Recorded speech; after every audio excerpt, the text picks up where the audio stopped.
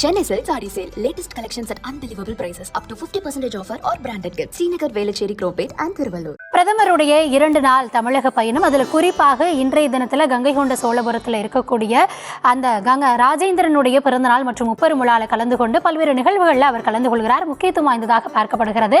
சற்று முன்னதாக அங்கு ஆலயத்தில் அவர் வழிபாடு நடத்தி இருக்கிறார். அது தொடர்பான காட்சிகளையுமே நம்ம நேரலையில் பார்த்து கொண்டு இருக்கிறோம். ராஜேந்திர சோழன் கங்கை கொண்ட சோழபுரத்தில் சிவனை நிறுவி அதற்கு தஞ்சையில் இருக்கக்கூடிய சிவனுடைய பெயரையே வைத்து வழிபாடு நடத்தி வருகிறார். இப்படி பெருமை மிக்க ஒரு இடத்துல பிரதமர் மோடி அவர்கள் இன்றைய தினம் வழிபாடை நடத்தி இருக்கிறார். இந்த நிகழ்வு அரசியல் ரீதியாகவும் வரலாற்று ரீதியாகவும் தமிழர்களின் கலை பண்பாட்டு வரலாற்றில் மிக முக்கியமான ஒரு நிகழ்வாக மாறி இருக்கிறது. அது தொடர்பான நேரலையை தொடர்ந்து நாம் பார்த்து கொண்டு இருக்கிறோம். கள நிலவரம் என்ன அப்படின்றத எம்முடைய செய்தியாளர்களும் தொடர்ந்து நேரலையில் வழங்கி கொண்டிருக்கிறார்கள். இந்த தருணத்தில் மேலும் கூடுதல் விவரங்களோடும் கள தகவல்களோடும் இணைந்திருக்கிறார் எம்முடைய செய்தியாளர் ராஜேஷ். தொடர்ந்து பேசலாம். ராஜேஷ், தொடர்ந்து தற்பொழுது பிரதமர் மோடி அவர்கள் அங்கு வழிபாடு நடத்தி முடித்திருக்கிறார். தொடர்ந்து இசை கச்சேரியும் அதனைத் தொடர்ந்து நாணய வெளியீடும் இருப்பதாக நம்ம அறிய வருகிறோம். தொடர்ந்து களத்தில் என்ன நிகழ்ந்து கொண்டிருக்கிறது, அது மட்டுமல்லாது இன்றைய தினத்தில் இந்த ஸ்தலத்தின் சிறப்பு தொடர்பான விவரங்களையும் நீங்க பகிர்ந்து கொள்ளலாம். கௌதமி, பிரதமர் நரேந்திர மோடி அவர்கள் அரியலூர் மாவட்டம் கங்கை கொண்ட சோழபுரத்திற்கு வந்திருக்கின்றார். சோழர்களுடைய முக்கிய தலைநகரமாக விளங்கிய கங்கை கொண்ட சோழபுரத்தில் பிரதமர் நரேந்திர மோடி வந்திருக்கின்றார். ஒரு காலத்தில் ராஜேந்திர சோழன் கங்கை வரை சென்று தன்னுடைய படைகள் மூலமாக அங்க இருக்கக்கூடிய மன்னர்களை வீழ்த்தி அங்கிருந்து கங்கையினுடைய புனித நீரை கொண்டு வந்து இங்கே அபிஷேகம் செய்தார் என்று சொல்லப்படுகின்றது. கங்கையை வெற்றி கொண்டதன் நினைவாகத்தான் கங்கை கொண்ட சோழபுரம் என்ற அந்த பெயரையே அவர் உருவாக்கினார். கங்கையும் சோழ தேசமும் இணைந்துதான் அந்த பெயர் உருவாக்கப்பட்டது என்று குறிப்பிடுகிறார்.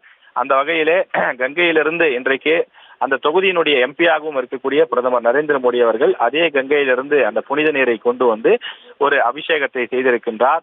1000 ஆண்டுகளுக்கு பிறகு நடைபெற்ற ஒரு முக்கிய நிகழ்வாக இருக்கிறது. அதாவது 1000 ஆண்டுகளுக்கு முன்பு அங்கிருந்து ராஜேந்திர சோழன் புனித நீரை கொண்டு வந்தார். 1000 ஆண்டுகளுக்கு பிறகு பிரதமர் நரேந்திர மோடி இந்த இடத்திலே வந்து அபிஷேகம் செய்து வழிபட்டிருக்கிறார் என்ற ஒரு முக்கிய நிகழ்வையும் பார்க்கின்றோம். இந்த கோவிலினுடைய சிறப்பு அம்சங்கள், மாமன்னன் ராஜேந்திர சோழன் உருவாக்கிய இந்த கோவிலினுடைய அந்த சிறப்பு அம்சம் என்னவென்று நாம் பார்க்கும்போது, பிரதான கோயிலினுடைய கோபுரம் 55 மீட்டர் உயரம் கொண்டது என்று சொல்கிறார்கள். கம்பீரமான கட்டிடமாக இருக்கக்கூடிய நிலையிலே முழுமையான ஆடம்பரத்துடன் அலங்கரிக்கக்கூடிய வளமான அந்த கலைகள் மற்றும் சிறப்பு அம்சங்களாக அங்க இருக்கக்கூடிய சிறு சிறு சிலைகளும் கூட நுண்ணிய வேலைப்பாடுகளுடன் அமைக்கப்பட்டிருப்பதை பார்க்க முடிகின்றது. பல்லவர்களுடைய அந்த கட்டிடக்கலைகள் எவ்வாறு இருக்குமோ அதே போலவே அதை விடவும் கூடுதலாகவும் அதற்கு நிகராகவும் பல இடங்களில் வேலைப்பாடுகள் இருப்பதை இந்த கட்டிடத்திலே நாம் பார்க்க முடியும்.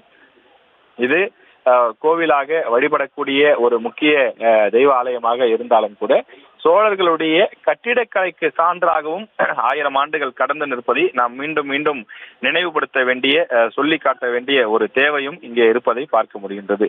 170 மீட்டர் உயரமும் 98 மீட்டர் அகலமும் கொண்ட ஒரு அற்புதமான ஒரு முற்றமாக இது பார்க்கப்படுகின்றது.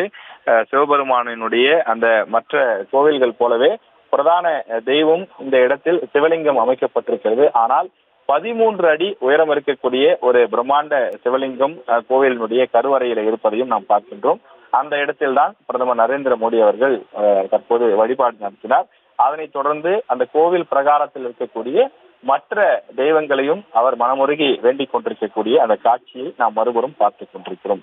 கட்டமைப்பினுடைய அந்த முக்கிய பகுதி 341 அடி உயரமும் 100 அடி அகலமும் கொண்டது என்று ஆய்வாளர்கள் குறிப்பிடுகிறார்கள்.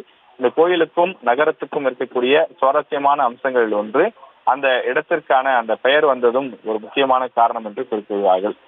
சோழ மன்னன் ராஜேந்திரன் இந்தியாவினுடைய வடக்கு பகுதிகளுக்கு தன்னுடைய படைகளை அனுப்பி அங்கு வெற்றி பெற்று புனித கங்கையை தன்னுடைய அந்த படைகள் மூலமாக கொண்டு வந்து அந்த புனித கங்கை நதியினுடைய தண்ணீர் பானைகளை எடுத்து வந்தார் என்பதும், வழியில் அவர் பல எதிரிகளையும் அந்த பல நாட்டு மன்னர்களையும் தோற்கடித்தார் என்றும், வெற்றியுடன் வீடு திரும்பிய காரணத்தினால் அவர் கங்கை கொண்ட சோழன் அல்லது கங்கையை வென்றவர் என்ற அந்த புனைப்பெயரும் அந்த பட்டமும் அவருக்கு கிடைக்கப்பட்டது என்றும் வரலாற்று ஆய்வாளர்கள் குறிப்பிடுகிறார்கள். எனவே அதன் காரணமாகத்தான் ஒரு புதிய தலைநகரையே அவர் உருவாக்கினார் என்றும், அவ்வாறு உருவாக்கப்பட்ட தலைநகர் தான், அதாவது கங்கையை வெற்றி கொண்டு அதன் பிறகு அங்கு அரியலூர், அப்போதைய சோழ தேசம் திரும்பி அங்கு உருவாக்கப்பட்ட நகரம்தான் இந்த சோழ தேசம் இந்த கங்கை கொண்ட சோழபுரம் என்றும் குறிப்பிடுகிறார்கள். எனவே 1000 ஆண்டுகள் கடந்து நின்றாலும் கூட, பல்வேறு இடங்களுக்கு பெயர்கள் மாறிக்கொண்டிருந்தாலும் கூட, இன்னும் அந்த ஊரினுடைய பெயரும் அந்த ஊரினுடைய சிறப்பு அம்சமும் நிலைத்துக் கொண்டேதான் இருக்கின்றது.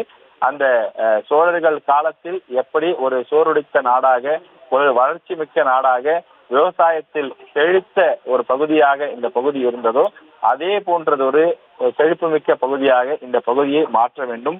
மீண்டும் சோழர்களுடைய தேசம் பசுமை மாறாமல் தொடர்ந்து நிற்க வேண்டும் என்பது உள்ளூர் மக்களுடைய ஒரு கோரிக்கையாகவும் இருக்கின்றது. ஜெயங்கொண்டம் அந்த பகுதியை சுற்றி இருக்கக்கூடிய பல்வேறு கோவில்கள் இருக்கின்றன. பல கோவில்கள் இருந்தாலும் கூட தலைநகரினுடைய ஒரு முக்கிய கோவிலாக சோழர்கள் இதனை நிர்மாணித்திருக்கிறார்கள்.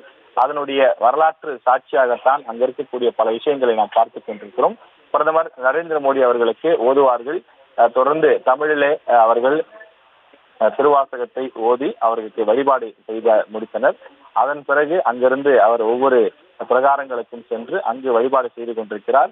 அது மட்டுமில்லாமல் இன்னும் சற்று நேரத்தில் அவர் தியானத்திலும் ஈடுபட இருக்கின்றார். அந்த தியானத்தை முடித்துவிட்டு அதன் பிறகு மற்ற சில நிகழ்ச்சிகளும் இருக்கிறது. அதிலும் பிரதமர் நரேந்திர மோடி பங்கேற்க இருக்கிறார். Chennai Silks Adi Sale. Latest collections at unbelievable prices. Up to 50% offer or branded gifts. Srinagar, Velachery, Cropate and Thiruvallur.